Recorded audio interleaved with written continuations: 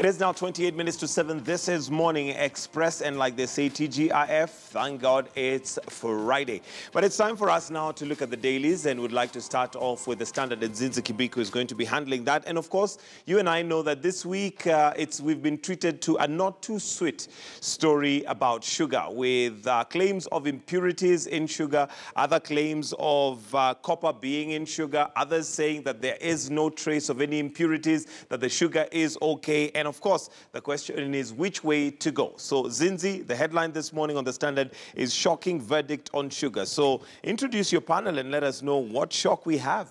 Well, it's called Surviving 101 in Kenya. Another week, another day. All right. So with me this morning from my far left, Nick Biketi. He's a lawyer as well as political analyst, member of parliament of Aldai Cornelius Serem, who is also the vice chair of Trade, Industry and Cooperative. Gentlemen, so good to have you this morning. Thank you so much for taking time to be here on KTV. Thank you for having us. So as you've heard this morning, I'm sure you've already looked at the Standard this morning. Shocking verdict on sugar. The latest that we're getting from this specific one is after the committee grilling KEBS managing directors came out and said, and I quote, the copper that was detected was above the required levels identified by KEBS standards, making it unfit for consumption. Now, here's the thing. This is 20 times more than the required levels in the consumable table sugar.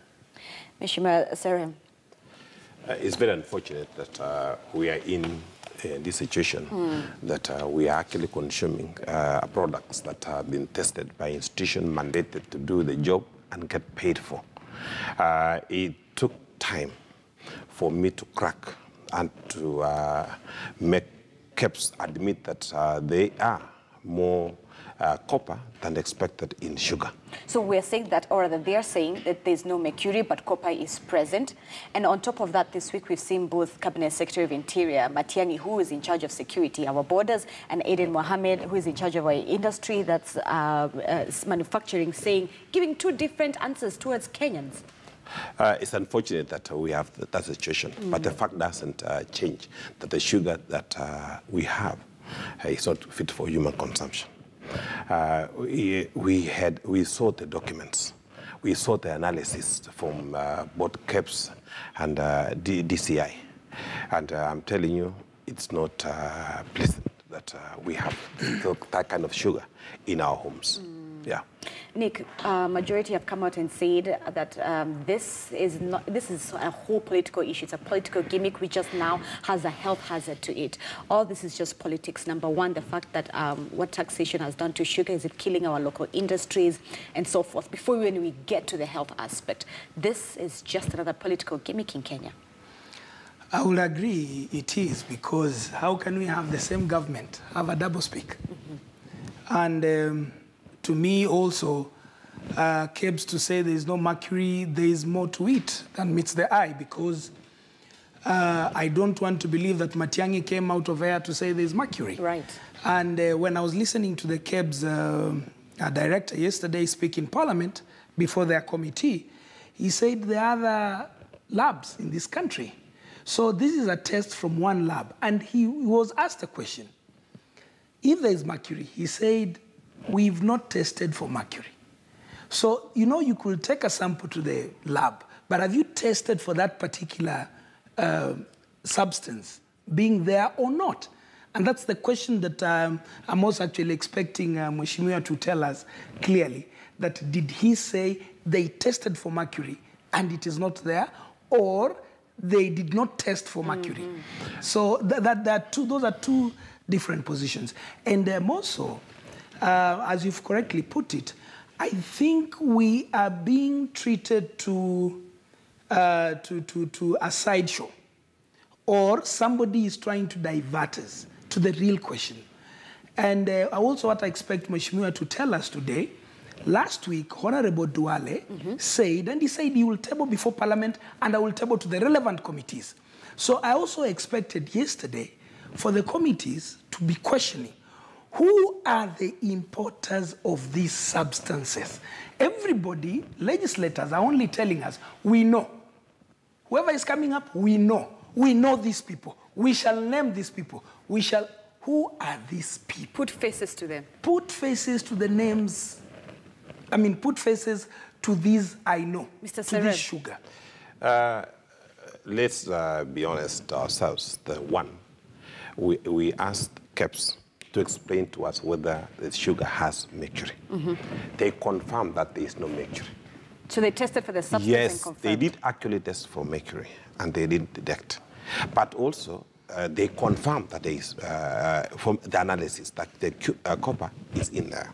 The issue of importation, KEBS confirmed that actually most of the sugar that we do have was actually imported between May and August of last year.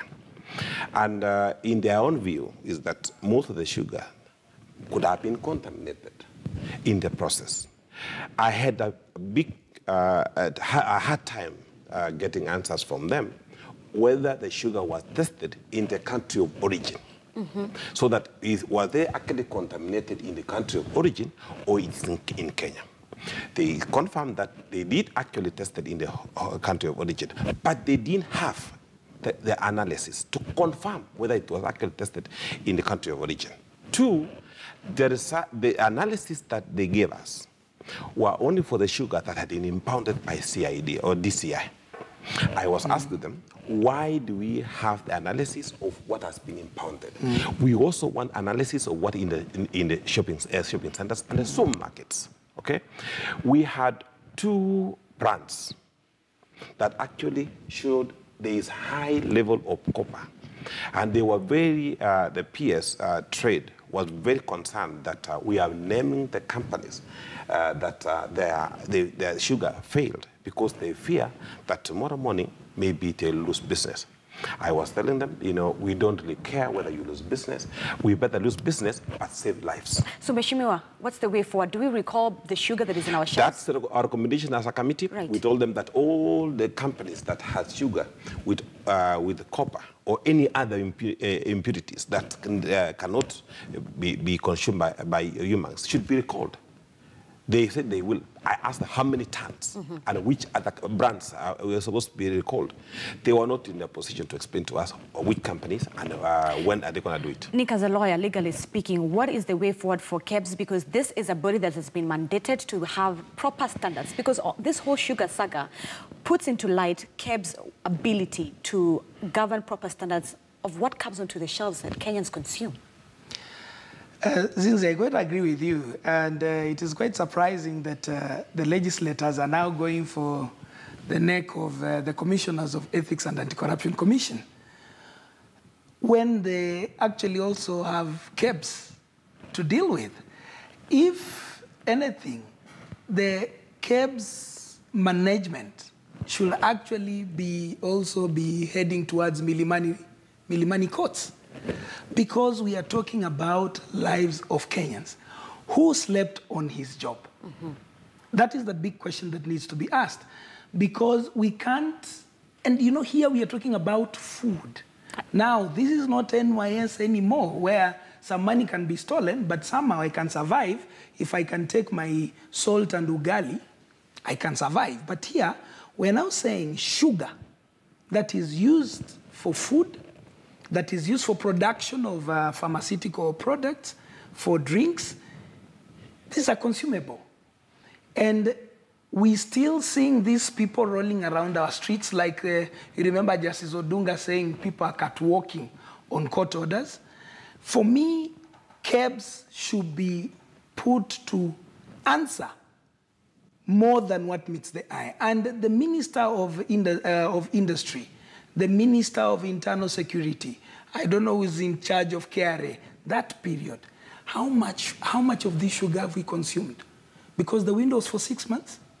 Yeah, when they imported yes. Yeah. Yes. Yeah. And more so, we have killed the local industries. Here we are talking about jobs in Mumias, in Muhoroni. All these people, farmers to the people who are working in the factories. So for me, this is a big disappointment, and I'm praying that the names come out. That is where it rests. Mheshimiwa, it is very good that you are here. I'm a common Kenyan. I've found you here. We want the names that Mr. Duale, Honorable Duale, put to the House, that we shall name these people, and after that, we expect the Kiamungu of Uhuru Kenyatta. Those people should be in mini-money. Okay, It did. we'll go further into details with these folks. This one is just getting started because even in Week in Review, we'll go further into this. But right now, Michael, what else is in the standards? Well, on the dailies, we have